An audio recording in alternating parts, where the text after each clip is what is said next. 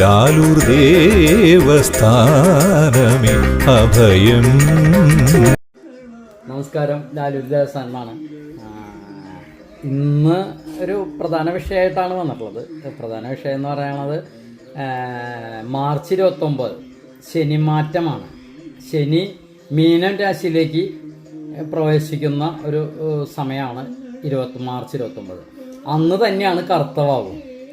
അപ്പോൾ ഇതിൻ്റെ പ്രധാനം എന്താണെന്ന് വിചാരിച്ചു കഴിഞ്ഞിട്ടുണ്ടെങ്കിൽ, ലാലൂർ ദേവസ്ഥാനത്ത് മഹാശനി മാറ്റത്തിൻ്റെ ഗുണഫലങ്ങൾക്കും ദോഷഫലങ്ങൾക്കൊക്കെയുള്ള ഒരു ശനീശ്വര പൂജ നടത്തുന്നുണ്ട്. മഹാശനീശ്വര പൂജ കർത്തവാവാണ്. അന്ന് നിത്യം നടക്കുന്ന പൂജകളോടൊപ്പം തന്നെ അമാവാസി പൂജകളോടൊപ്പം തന്നെ ഒരു മഹാശനി പൂജ കൂടി നടക്കുന്നുണ്ട്. ഇതുകൊണ്ടുള്ള ഗുണം എന്ന് പറഞ്ഞിട്ടുണ്ടെങ്കിൽ, ഒരുപാട് പേർക്ക് രാശി മാറുന്നതിൽ ഒരുപാട് ഗുണങ്ങൾ ഉണ്ടായിട്ടുള്ളവരുണ്ട്. അവർക്ക് ശനി ഭഗവാനോട്, ശനീശ്വരനോട് നന്ദി പറയാൻ, അല്ലെങ്കിൽ ഞങ്ങൾക്ക് തന്നതിനുള്ള ഒരു സമർപ്പണം ചെയ്യാൻ.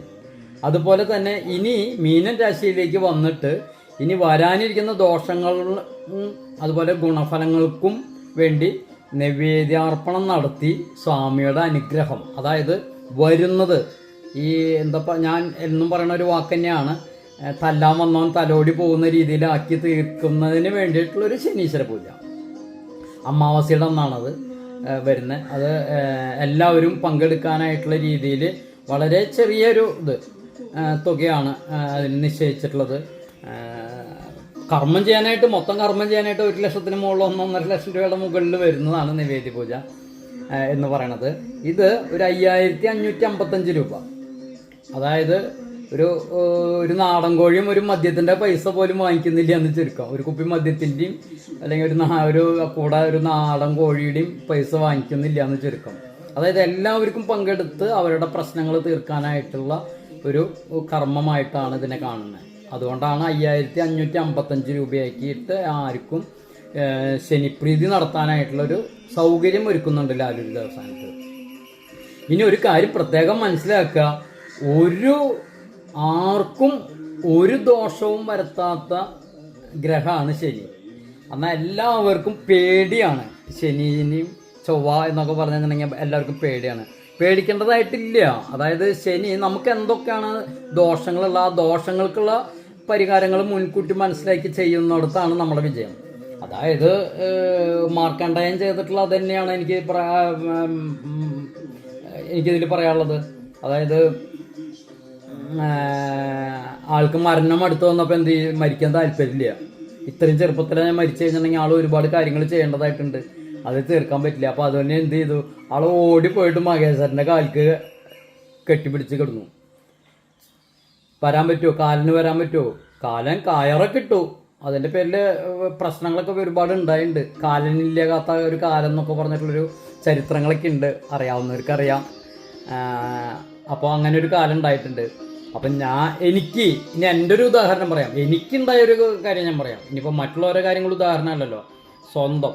എനിക്ക് 7 ശനിയും അതുപോലെ തന്നെ എൻ്റെ രാജയോഗവും മറ്റുള്ള കാര്യങ്ങളൊക്കെ കഴിഞ്ഞിട്ടുള്ള ഒരുപാട് ദോഷങ്ങൾ വരാൻ സാധ്യതകളുള്ള ഒരു സമയമാണ്.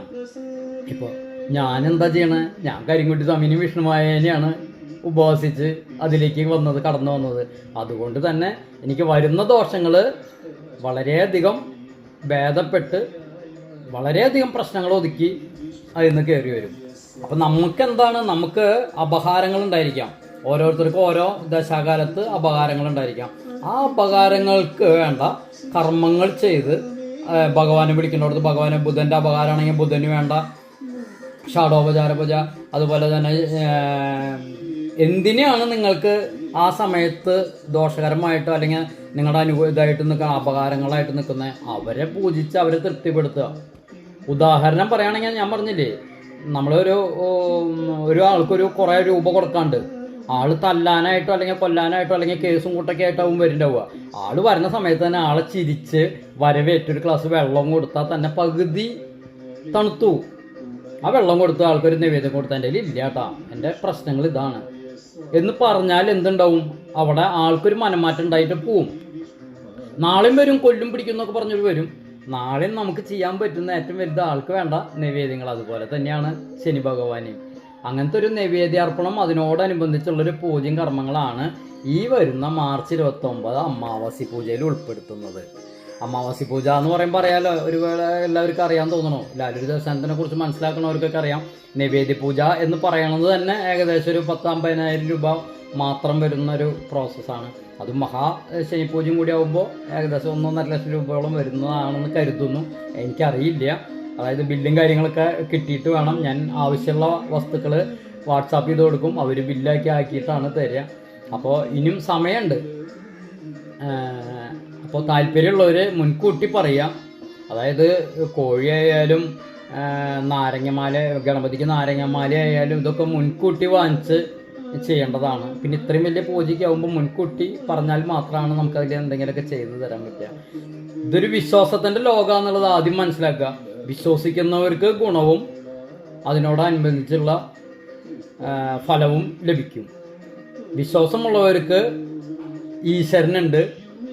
ഈശ്വരനുണ്ടെങ്കിൽ അതിനെതിരായിട്ടൊരു പിശാച് അല്ലെങ്കിൽ ചെറുത്താനുണ്ടായിരിക്കും. വിദ്യാഭ്യാസമുള്ളവരെ സംബന്ധിച്ച് ഒരു നെഗറ്റീവും പോസിറ്റീവും ഉണ്ടായിരിക്കും. ഈ നെഗറ്റീവിനെ പിശാചായിട്ടും പോസിറ്റീവിനെ ഭഗവാനായിട്ടും കാണുന്നതാണ് ഭക്തി.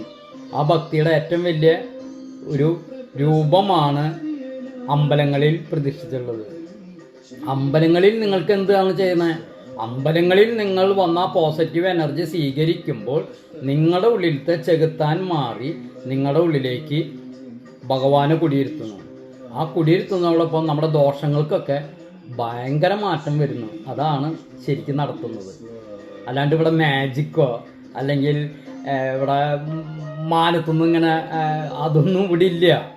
ലാലൂർ ദേവസ്ഥാനത്തെ ഏറ്റവും വലിയ പ്രധാനമാണ് ജപത്തിലൂടെ ഭഗവാനിലേക്ക് എടുക്കുക. ഭഗവാനിലൂടെ ഭഗവാന്റെ കൂടെ നിന്ന് അല്ലെങ്കിൽ ഭഗവാനെ കൂടെ നിർത്തി നമ്മുടെ കാര്യങ്ങൾ നടത്തിയെടുക്കുക എന്നുള്ളതാണ് ലാലൂർ ദേവസ്ഥാനത്തിൻ്റെ. എല്ലാവർക്കും കരിങ്കുട്ടി സ്വാമിയുടെയും വിഷ്ണുമായുടെയും കരിനെല്ലിയമ്മയുടെയും എല്ലാ മൂർത്തികളുടെയും അനുഗ്രഹം ഉണ്ടാവട്ടെ എന്ന് ആഗ്രഹിക്കുന്നു. ലാലൂർ ദേവസ്ഥാനമേ അഭയം, കരിനീലിയമ്മേ ശരണം, കരിങ്കുട്ടി സ്വാമി ശരണം,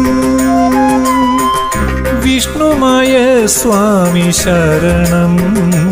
ലാലൂർ ദേവസ്ഥാനമേ അഭയം.